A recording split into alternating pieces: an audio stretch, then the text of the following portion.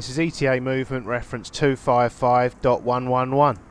It's an 11.5 line movement which is 25.6mm in diameter.